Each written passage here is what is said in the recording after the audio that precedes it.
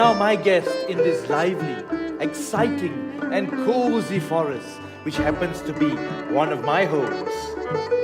This is where my family and friends love to hang out. Don't worry if you see us in big groups. Remember, we only eat fruits. But if you do come across us in the wild, just remember, do not harass or disturb us, touch or stand under us when we are feeding or roosting, just like this. So there's no need to be alarmed by large bats like us. Because fear, my friends, can lead us to misunderstand many things, including the diverse communities that live here in the forest. Take the snake, for example, one of the most misunderstood of all animals like bats. For a lot of people, the mere sight of snakes sends shivers down their spine and makes their skin crawl. But not all of them are deadly or want to harm you. They will hiss, strike or bite only when you're restrained or under threat. If you put your fear aside and seek to understand snakes, you'll be surprised that they are generally gentle, beautiful and graceful creatures. My friend Pambu will show you what I mean. He has a story he wants to tell all the way from India called The Snake's Hiss.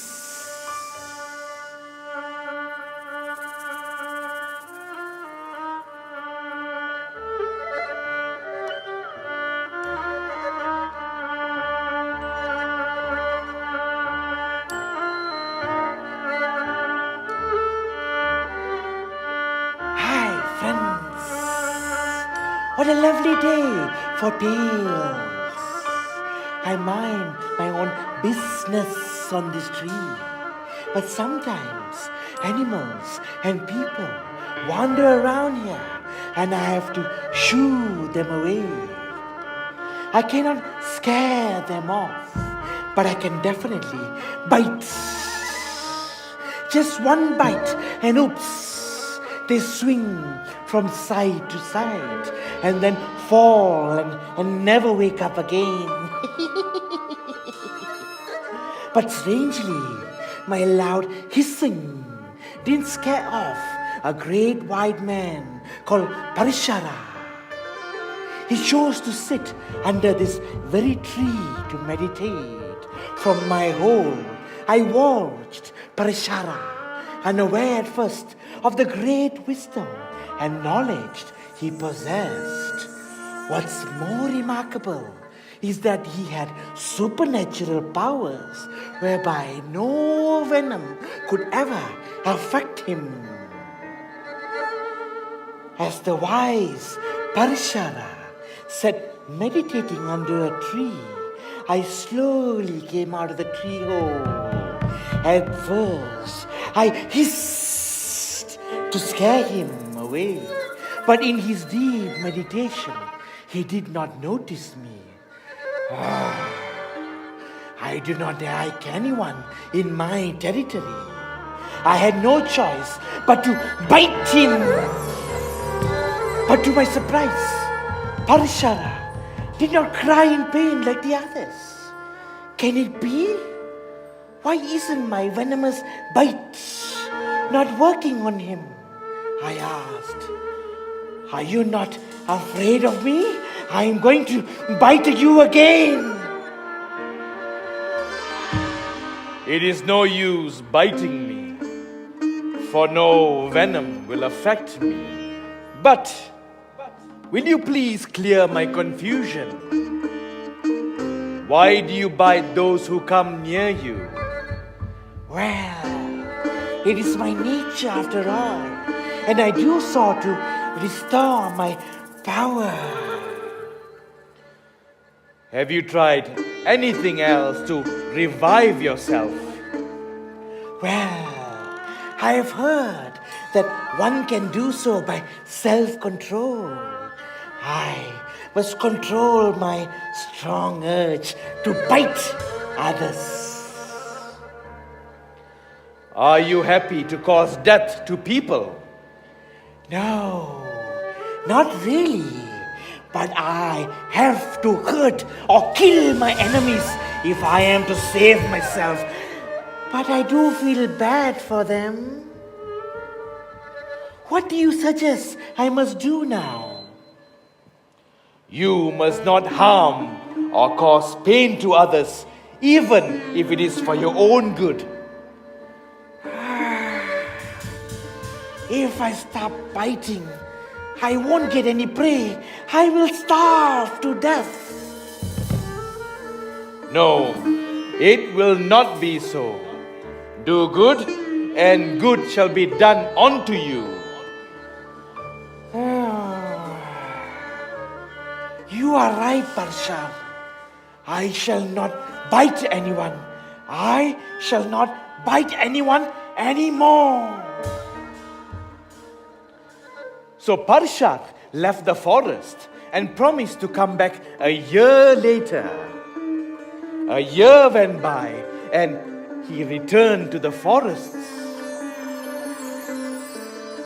I wonder where Pambu is. I cannot find him anywhere.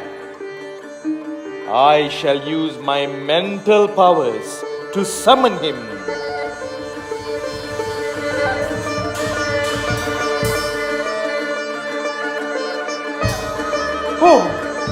Oh, Pambu, you look so skinny.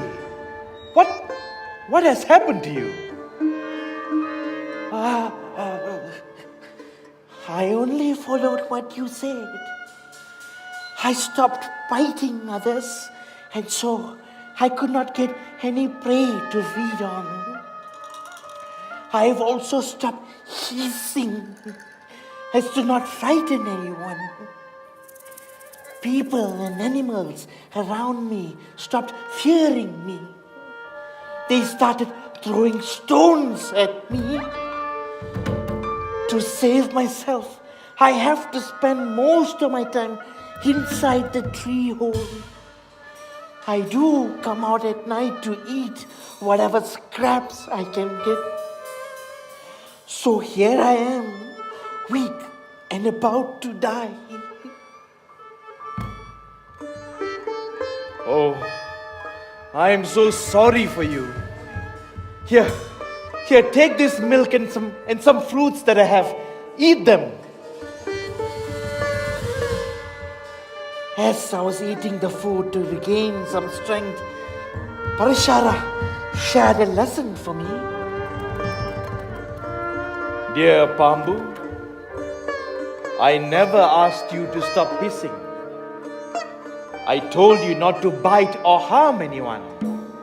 Remember, by not biting, you will be a good being. But by hissing, you can keep them away. They will know and remember your powers. Your hiss won't harm them yet, but it would lead to them never taking advantage of your soft nature that you now possess. Therefore, you, Pambu, will lead a happy life. And with that, Parashara bid me farewell and headed towards the mountains for penance. I remember his words from that day on and started hissing at anyone who dared to harm me. But I never bit anyone, so no one dares to bother me.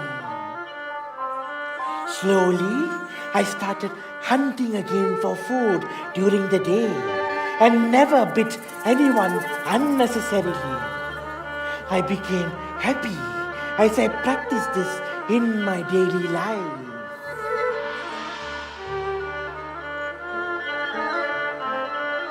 Friends, did you enjoy that story as much as I did?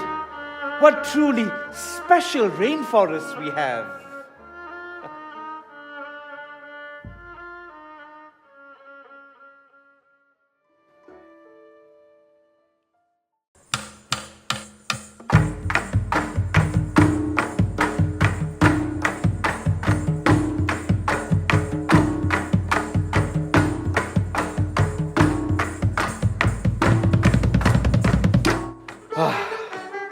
What a journey we've been on together today. The places you have seen, the stories you have heard, and the songs and dances you have experienced. But like all good stories, this one has to end. Friends, let's make sure the stories we have in Malaysia will continue to be around for years to come. So always remember that as long as we do not forget, these places will never disappear.